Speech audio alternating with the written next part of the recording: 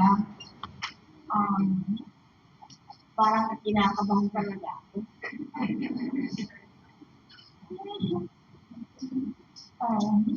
Hindi ko alam kung ano.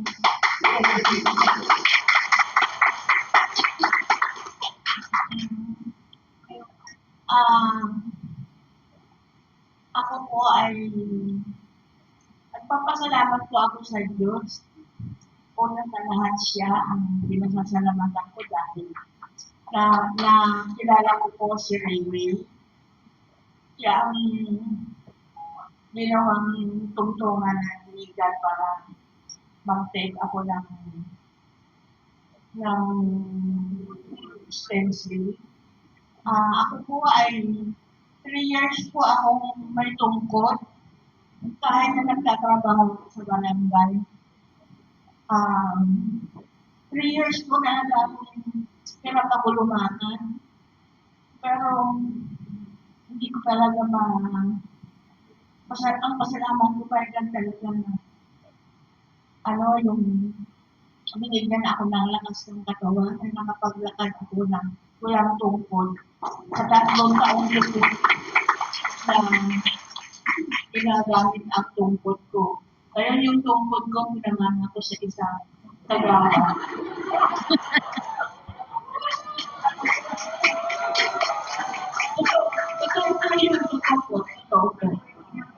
Totoo yan, totoo. Kaya salamat sa Diyos dahil kay Rayway, lumakas ang katawan ko, nakapaglakad ko ako ng walang tungkod. Ito po ang kwento ng aking wala akong lapis, walang kulang. Ako po kasi, pagka nandun ako sa bahay, gusto ko lang maupo doon sa labas, sa harapan ng bahay ko, dahil meron kong upuan doon. At ayun, nagkikipagkwentuhan ako sa aking pare ko doon. Kasi chismoso din doon. Ngayon po, sabi ko, ang tanong ko na po sa kanya, para gusto kong lumakas ang katawan ko. Pero bago sa lahat po, ako po ay mahina ang katawan ko. May sugar ako, may uric acid, cholesterol. Pero po, sa totoo, mula nung mag-take po ako ng capsule, stencil, lang normal po yun. Kaya salamat sa Diyos. Ngayon po, yung kwento ko dun sa kumpare ko, na sabi ko paano gusto kong lumakas ang katawan ko. Sabi niya, naku, meron akong alamari, kaya lang mahal eh. Sabi ko, gano'n bang mahal yun? Ano ba yun? Ano yun? Putong pinag daw yun eh. Kaya yung talagang mahal. Gano'n ka mahal yun? Sabi ko sa kanya. Alam mo, sabi niya, mahal talaga yung namin. Hindi ko talaga po gano'n yung kamahal.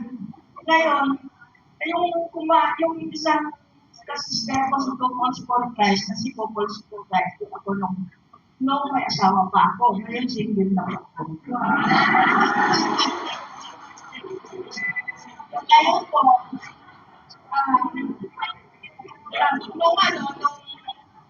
nung gusto ko talagang malaman kung gano'n po kamahal yun, nagpunta yung sister ko na sabi daw yung na yung gusto ko raw ba, sabi ko siyempre po, sabi ko na sa sister ko, yung mama ni Sister Rose, yung nanay ni Bangkame, yun. Hindi po. Sumama po ako rito buwan po ng September 17 na ating gano'n. Na nagpunta po ako rito, sumama talaga ako. Kasi gusto ko pong malaman kung ano gano'ng kamahal yun. Hindi naman sinasabi nung hindi pa po na ako dito, yung pala, talaga pong mahal.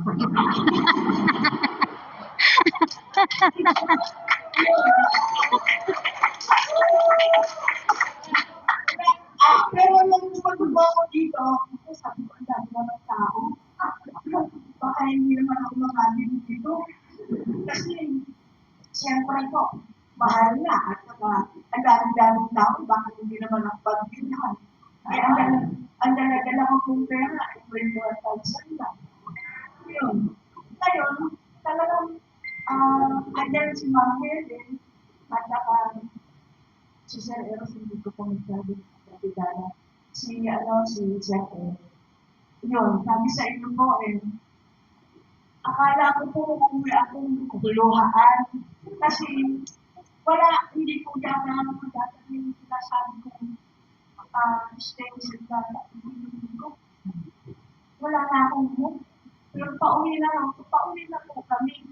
Naku, awa naman ng Diyos. May nakuha yata, nakuha isang bote. Hinabol pa po ako dun sa sa may labas. Yun, sa may labas ng office. Ayun, sabi ko na kukulang mo pala itong 21,000 ito. Sabi ko, sige, bukas mo na lang ibigay. Ayun, naman po, okay naman. Binabukasan, bibigay ko na.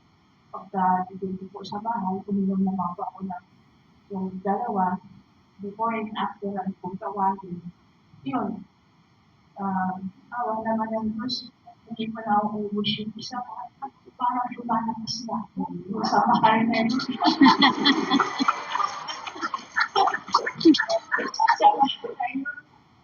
Kasi noon lang naman talaga po ako ng ating ng stencil. Siyempre, sa edad ko 76 ngayon, ayun, iniisip ko, nung ko nakikita ko na iba yung lakas ko parang pinag-aaralan ko tanggalin yung tungkol. Wala naman ang gusto ko. Kaya binibigay sa akin dahil yung swerte. Yun. Bumili ako ng tatlong something. Pero yung tatlo pong inon, kasi sa mga presidente, yung 17 cluster na president, lahat kami, mayroon pa akong kami isang kasama nagdadialysis. Yung dialysis nila yung WA, naawa naman po ako yung pinakamataas sa amin na presidente na mayroon na dito mga tusok dito. Sabi ko, Diyos ko, ano ba yun?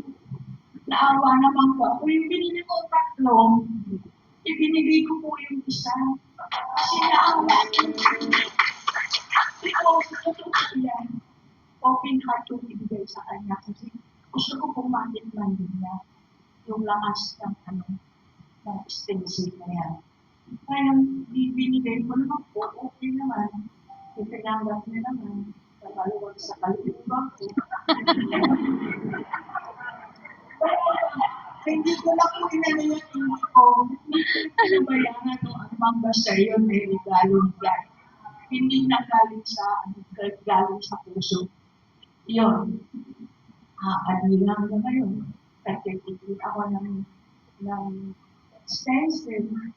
Kaya nagpapakilala po ako at ganyan. Tapos nung magpalag ako, yun, normal po ang aking experience. Ang nagpasin ko, ang Christian ito. Kaya salamat kay God po. Maraming salamat kayo na nagpapakilala ko kay God kasi nakilala ko yung si Lily. Yan. Ngayon, nung akala ko po, yung pagpiti ko yun, tapos na. Hindi pa pala po tapos. Kasi kinukulit naman po ni Ma'am kami. Kung kami po pumunta ng Lunis, tapos West, sabi ko, Diyos ko, marami yata akong matapos ang punta sa oras. Kasi siyempre mainit po. Mainit. Ayoko basta mainit. awa naman ng Diyos. Ayun, talagang salamat nila. Yun lang po ang masasabi ko sa